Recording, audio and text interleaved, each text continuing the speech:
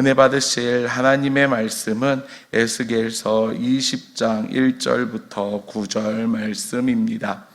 에스겔 20장 1절부터 9절 말씀입니다. 구약 1177년 전후에 있습니다. 에스겔 20장 1절부터 9절 말씀을 한 절 한 절 교독하신 후 9절 말씀 함께 읽겠습니다. 일곱째 해 다섯째 날 열째 날에 이스라엘 장로 여러 사람이 여호와께 물으려고 와서 내 앞에 앉으니 여호와의 말씀이 내게 임하여 이르시되 인자야 이스라엘 장로들에게 말하여 이르라. 주 여호와께서 이렇게 말씀하셨으니라. 너희가 내게 물으려고 왔느냐? 내가 나의 목숨을 걸고 맹세하거니와 너희가 내게 묻기를 내가 용납하지 아니하리라. 주 여호와의 말씀이니라. 인자야 내가 그들을 심판하려느냐? 내가 그들을 심판하려느냐? 너는 그들에게 그들의 조상들의 가증한 일을 알게 하여 이르라. 주 여호와께서 이같이 말씀하셨느니라.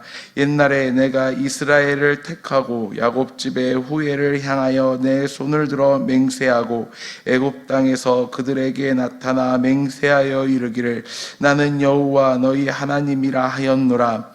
그날에 내가 내 손을 들어 그들에게 맹세하기를 애굽 땅에서 인도하여 내어 그들을 위하여 찾아 두었던 땅 곧 젖과 꿀이 흐르는 땅이요 모든 땅 중에 나온 곳에 이르게 하리라 하고 또 그들에게 이르기를 너희는 눈을 끄는 바 가증한 것을 각기 버리고 애굽의 우상들로 말미암아 스스로 더럽히지 말라. 나는 여호와 너희 하나님이라 하였으나 그들이 내게 반역하여 내 말을 즐겨 듣지 아니하고 그들의 눈을 끄는 바 가증한 것을 각기 버리지 아니하며 애굽의 우상들을 떠나지 아니하므로 내가 말하기를 내가 애굽 땅에서 그들에게 나의 분노를 쏟으며 그들에게 진노를 이루리라 하였노라.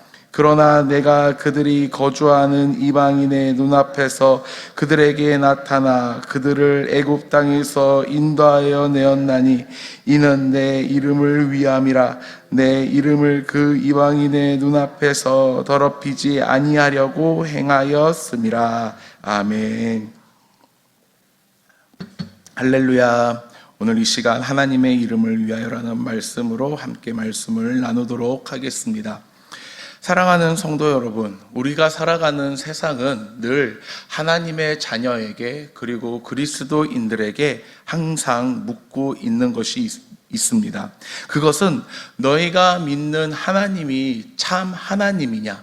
너희가 믿는 하나님이 살아계신 하나님이냐라는 것을 묻습니다. 그리고 사람들은 우리의 삶을 통해 하나님을 보려고 하고 우리의 신앙을 통해 그분을 판단하려고 합니다. 그런데 정작 우리는 어떻습니까? 때로는 하나님보다 세상의 가치와 우상을 더 사랑합니다. 하나님의 말씀을 알면서도 불순종하며 마치 하나님이 계시지 않는 것처럼 생각하고 행동할 때가 너무나도 많습니다. 오늘 본문 속 이스라엘의 모습이 바로 오늘 우리의 모습과 다르지 않습니다. 에스겔 20장은 포로기에 이스라엘 장로들이 하나님의 뜻을 묻기 위해 선지자 에스겔 앞에 나왔을 때 주어진 말씀입니다. 그러나 하나님께서는 그들의 질문에 대답하는 것이 아니라 오히려 과거 이스라엘 백성들의 조상들의 불순종을 다시 들추십니다. 애굽 땅에서, 광야에서, 그리고 가나안 땅에서 그들은 계속해서 우상을 섬겨왔습니다. 그러나 하나님께서는 그들을 멸망시키지 않고 자신의 이름을 위하여 구원하시고 인도하셨습니다. 오늘 말씀은 우리에게 중요한 교훈을 줍니다. 하나님이 우리를 구원하시고 끝까지 붙드시는 이유는 우리가 의롭기 때문이 아니라 하나님의 이름과 영광 때문이라는 사실입니다.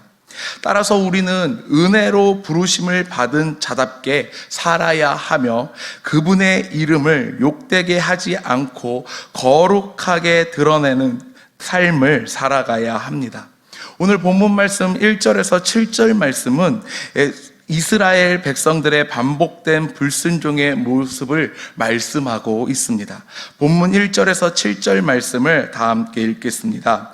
일곱째 해 다섯째 달 열째 날에 이스라엘 장로 여러 사람이 여호와께 물으려고 와서 내 앞에 앉으니 인자의 말씀이 내게 임하여 이르시되 인자야 이스라엘 장로들에게 말하여 이르라 주 여호와께서 이렇게 말씀하셨느니라 너희가 내게 물으려고 왔느냐 내가 나의 목숨을 걸고 맹세하거니와 너희가 내게 묻기를 내가 용납하지 아니하리라 주 여호와의 말씀이니라 인자야 내가 그들을 심판하려느냐 내가 그들을 심판하려느냐 너는 그들에게 그들의 조상들의 가증한 일을 알게 하여 이르라 주 여호와께서 이같이 말씀하셨느니라 옛날에 내가 이스라엘을 택하고 야곱 집의 후예를 향하여 내 손을 들어 맹세하고 애굽 땅에서 그들에게 나타나 맹세하여 이르기를 나는 여호와 너희 하나님이라 하였노라 그날에 내가 내 손을 들어 그들에게 맹세하기를 애굽 땅에서 인도하여 내어 그들을 위하여 찾아두었던 땅 곧 젖과 꿀이 흐르는 땅이요 모든 땅 중에 아름다운 곳에 이르게 하리라 하고 또 그들에게 이르기를 너희는 눈을 끄는 바 가증한 것을 각기 버리고 애굽의 우상들로 말미암아 스스로 더럽히지 말라 나는 여호와 너희 하나님이라 하였으나 아멘. 본문은 먼저 이스라엘 역사를 되짚으며 그들의 근본적인 문제를 드러냅니다. 하나님께서는 애굽에서 그들을 택하시고 언약을 맺으셨습니다. 나는 여호와 너희의 하나님이라 말씀하시며 애굽 사람들의 우상을 그들이 섬기고 있던 우상을 버리고 오직 하나님만을 섬길 것을 말씀하셨고 그것을 언약으로 맺으셨습니다. 그러나 그들은 애굽에서 섬겼던 우상을 버리지 못했습니다. 이후 광야에서도 마찬가지였습니다. 만나와 메추라기를 주셨지만 감사하기보다는 오히려 그들의 입에서는 불평과 불만을 쏟아내고 하나님의 말씀에 순종하지 않는 모습을 보여줍니다. 그들은 끝까지 그들이 섬겼던 애굽 땅에서 믿었던 우상을 그리고 우상을 버리지 못했을 뿐만 아니라 애굽을 그리워합니다. 이 반복되는 불순종은 단순한 행동의 문제가 아니라 마음의 문제입니다. 하나님보다 다른 것을 더 사랑하는 마음, 즉 우상 숭배가 그들의 뿌리 깊은 죄였습니다. 사랑하는 성도 여러분들, 오늘 우리의 삶도 크게 다르지 않습니다. 하나님만을 섬기겠다고 고백하지만 실제로 우리의 삶을 돌아보면 우리는 돈, 성공, 인정, 쾌락에 우리 마음의 우상이 되곤 하며 세상의 좋은 것들이 우리의 마음속 깊이 가장 소중한 것이 되곤 합니다. 즉 이스라엘의 역사가 우리의 거울이 됩니다. 하나님께서는 그들의 역사를 통해 이렇게 말씀하십니다. 본문 말씀 8절을 함께 읽겠습니다. 그들이 내게 번역하여 내 말을 즐겨 듣지 아니하고 그들의 눈을 끄는 바 가증한 것을 각기 버리지 아니하며 애굽의 우상들을 떠나지 아니하므로 내가 말하기를 내가 애굽 땅에서 그들에게 나의 분노를 쏟으며 그들에게 진노를 이르리라 하였노라. 아멘. 이스라엘의 불순종에 대해 하나님은 당연히 진노하셨습니다. 본문 8절에서 하나님은 그들을 애굽에서 쓸어버리려고 하셨다고 말씀하십니다. 그러나 동시에 하나님은 그들을 완전히 멸하지 않으십니다.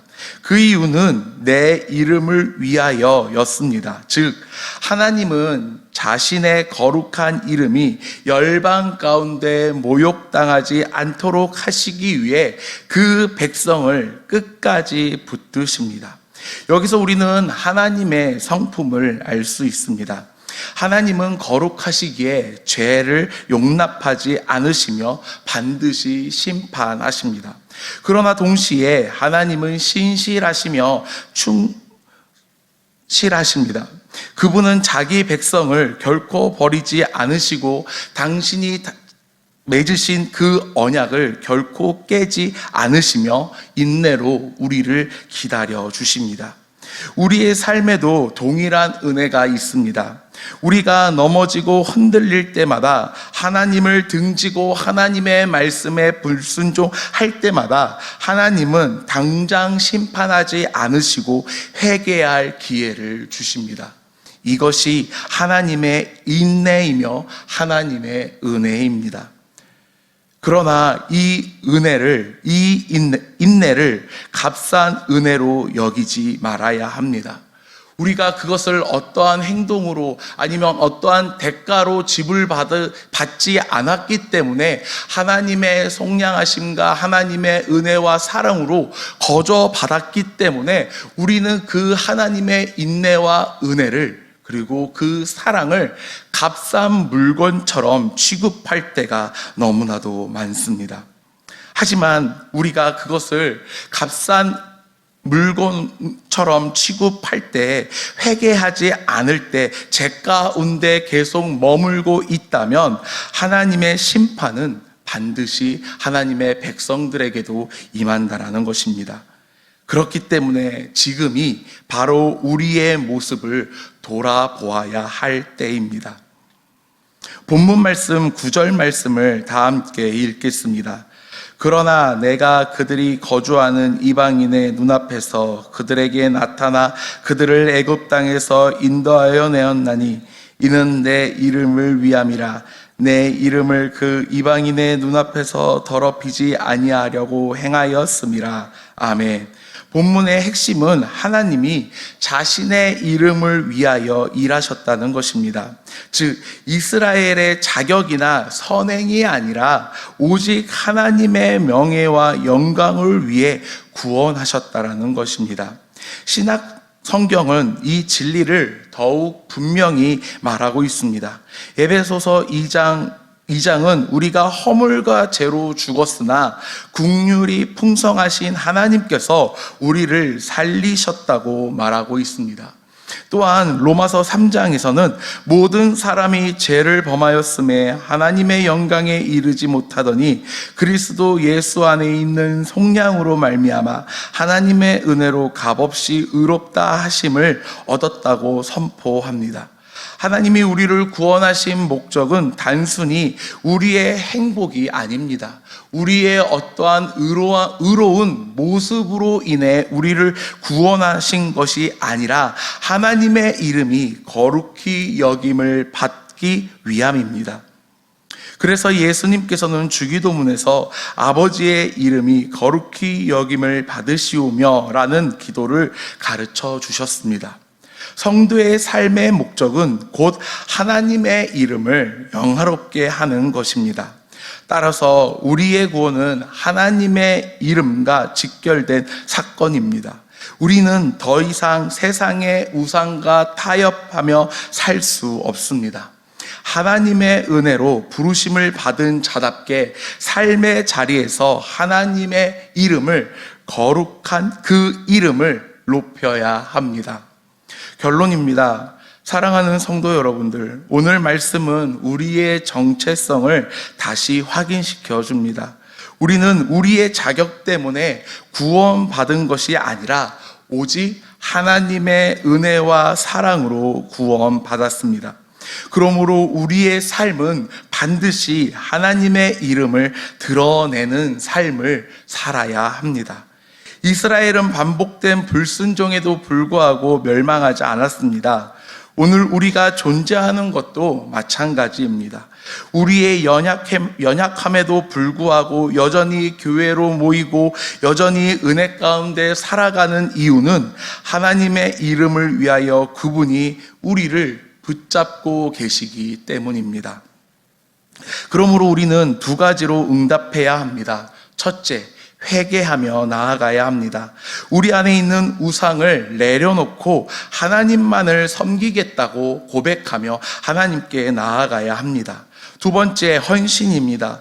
우리의 가정과 직장과 교회에서 우리의 삶의 모든 영역에서 하나님의 이름이 거룩히 여김을 받도록 살아가야 합니다. 결국 우리의 삶의 목적은 나의 만족의 충족이 아니라 하나님의 영광입니다. 우리의 존재 이유는 주님의 이름을 높이는 것입니다. 오늘도 그 은혜 안에서 있는 사랑하는 성도님들이 되시길 소원합니다.